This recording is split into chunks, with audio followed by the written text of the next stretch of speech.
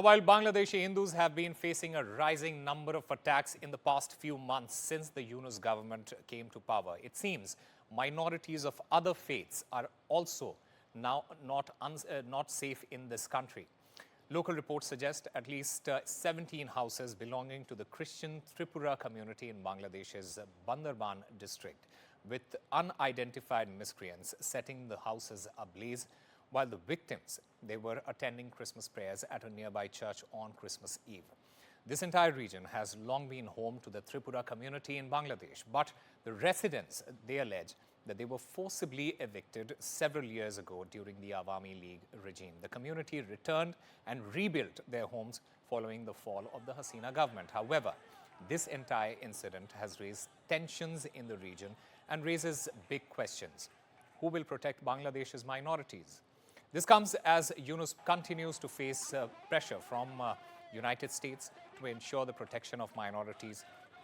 After U.S. National Security Advisor Jake Sullivan, he held a call with the interim government chief where he urged the Bangladesh government, saying that Bangladesh must protect minorities of all faiths. Meanwhile, we'll try and understand the repercussions. We'll try and ask these questions to our guests at this point. And I'm currently joined by Yogesh Gupta, a former diplomat. I also have with me Kamruzzaman, senior Bangladeshi journalist. Kamruzzaman, to you first. I'm sure both of you, both the guests, you understand the challenges which are there in the country. There is this fear of radicalism. We are now seeing this right now, that there are attacks on the minorities, not just the minority Hindu community there, but also the other communities. Do you have any hope from the interim government in Bangladesh, and do you think they will address that? Thank you, Osama. Thank you very much for having me. Actually, you have already mentioned in your narration that these Christian communities were evicted during the regime of Sheikh Hasina when Benazir Ahmed was the police chief, and even his garden was made there that was named Space Garden. Police garden. So they were oppressed even in the previous time. But unfortunately, this time when the Christmas Day was observing across the whole country in a very peaceful and jolly manner, at that time, those people faced a tremendous suffering due to the fire at their homes. And today, sometimes back, the Chief Advisor's Office press wing issued a statement, and I have that statement here. And already the government sent the advisor for the Chattogram hill tax affair, Sudipto Chakma, there. And also there was a case or FIR filed by a Christian, senior Christian people in Bandarban police station. And in that affair, that Christian person also alleged that some other Christian, there was the two groups actually, after their return to their original place from where they were ousted during our Awami League regime. And after that, there were grouping.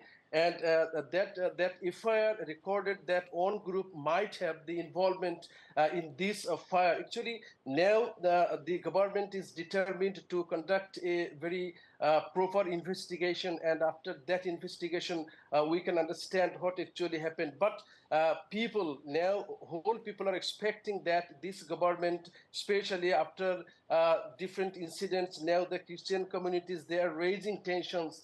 So this issue should be cared in a very professional and mindful manner by the government, and of course a proper and in-depth and professional unbiased investigation should be conducted here after this incident of fire. Okay, we'll have to wait and watch whether an unbiased investigation takes place or not. But Yogesh Gupta, this entire situation there, especially the treatment of the minority Hindus and now the minority Christian community there is a lot of pressure from across the board on the interim government. The question is, how will Yunus government protect the minorities? Well, so far, unfortunately, the record of the Yunus government in protecting the minorities in Bangladesh has been dismal. The kind of activities that he's supporting, the role of the Muslim League students wing, the Jamaat-e-Islami students wing, and other political parties which are currently active there, is clearly giving the signal that his regime is supporting the hardline Islamist and fundamentalist forces. Yunus activities himself, when he goes abroad, he's meeting, people from these countries recently. And while, of course, the United States will not support any violence against the Christians, but the kind of activities that his regime, has been supporting, and the way some of these organizations are conducting themselves, particularly the Chhatra Samiti and others, is giving encouragement to these groups. And India, of course, is very concerned. I mean, these are people with strong ties to us. And we are waiting for the change of regime in the United States. And otherwise, at some point, we'll have to take some sort of reciprocal measures, because that's the only language these people understand. All right, Kamruzzaman, there is a growing pressure on the interim government. And like Mr. Gupta there also mentioned, the US has voiced its concern. India has repeatedly spoken about protecting the minorities there. How will Yunus respond to the growing global pressure is the question.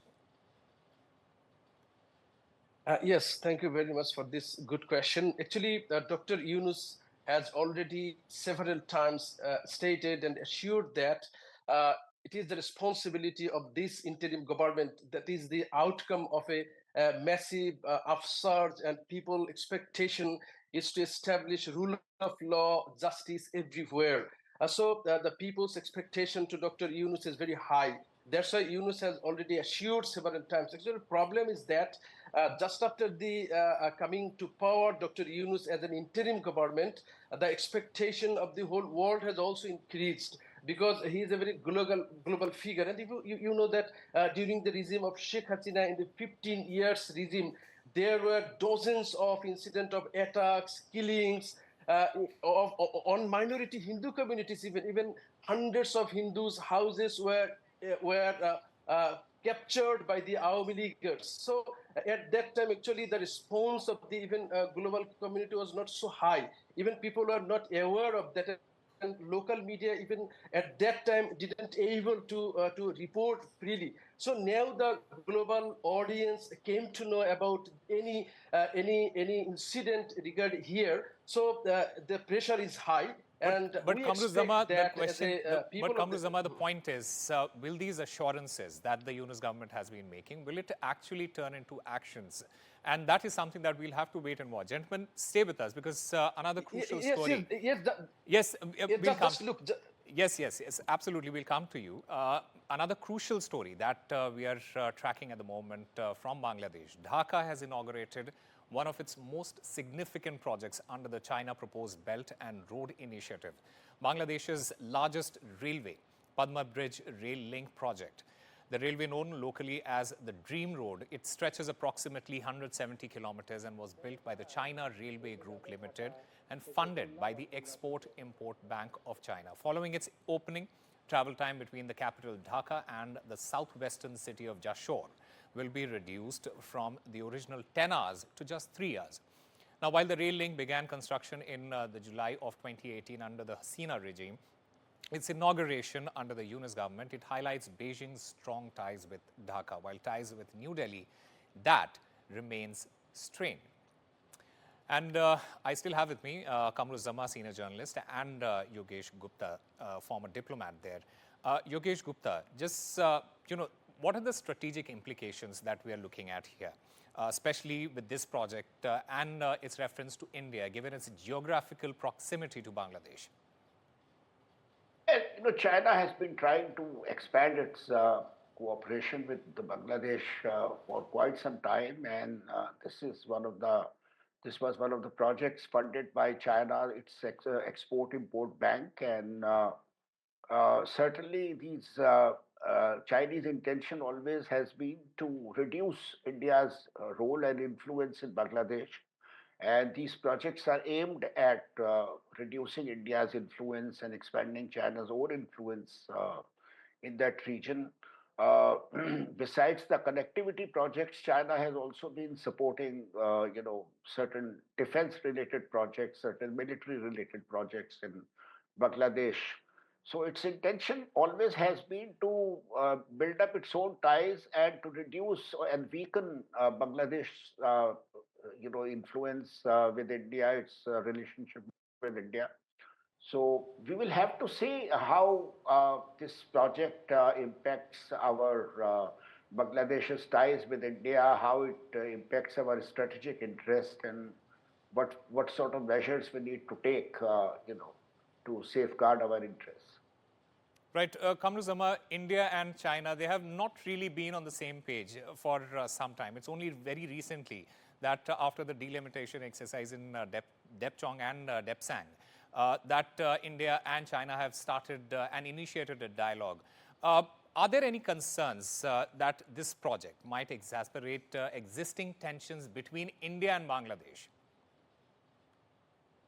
Actually, thank you. Actually, Bangladesh is always interested to make relationship both China and India because you know that Bangladesh has huge business with India as well as with China. And even according to a report that I had some days back during the regime of Sheikh Hasina, nearly 1 million Chinese citizens are working here in Bangladesh. Some formal and some informal, and there are hundreds of projects here. So China is very serious or very desperate to expand their presence here. And after the fall of Sheikh Hasina, who is considered to be the strongest ally of India, now China is more desperate to expedite its presence here. And it's of course may rise tension in India. So now people are expecting that both China and India consider Bangladesh as friendly nation, and Bangladesh is also interested to do business or other development work on partnership basis both with China and India. So in that case, a dialogue, more dialogue may be held between Bangladesh and India. India is the closest neighbor and the huge border. So the prospect of business between Bangladesh and India is also huge. But in that case, what is the tension here in Bangladesh is that India is always partial to Sheikh Hasina. So this mentality must be changed by India. And in that case, people-to-people relationship in terms of business, culture, and other arenas, it will be boosted. And in that case, of course, the presence of China will not be a matter of tension for both Bangladesh and India. Right, Mr. Gupta, very quickly, your response to what Kamruzzaman has said, and also, are there any concerns about China's increasing economic and strategic footprint in this region? And how do you think it might, impact the regional stability there? Well, we are not against, improvement of Bangladesh's relations with China. I mean, certainly not. China, Bangladesh is welcome to have economic ties with all neighbors, all countries. But in the past, what has been noteworthy is that the kind of projects that China has been taking up, those have generally some serious strategic implications, and so we will have to see whether this new railway bridge and this new railway line that they have inaugurated, what kind of implications it has for relations with India, for India's strategic interests, and then take suitable measures, to safeguard those interests. All right, Mr. Gupta and Kamruzzaman, thank you very much for speaking to NDTV.